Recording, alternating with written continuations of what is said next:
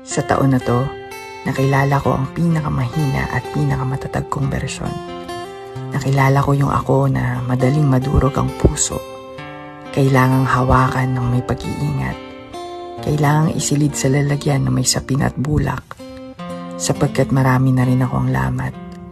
Kinailangan ko ang mga yugto ng pahinga, ng pagiging marahan at pagyakap sa mga buwan ng kahinaan. Natagpuan ko rin ang pinakamatatag na ako. Yung ako na hindi napasuko ng maraming pagkabigo. Pinakamatatag dahil nandito pa rin ako. Hindi man buo, pero may tapang na pulutin ang mga nahulog kong piraso. Hawak ko pa rin ang naipon kong pag-asa para magpatuloy. Dahil marami pang taon ang daraan. At malay natin, sa susunod na taon, baka ang makilala natin ay ang bersyon natin pinakamasaya.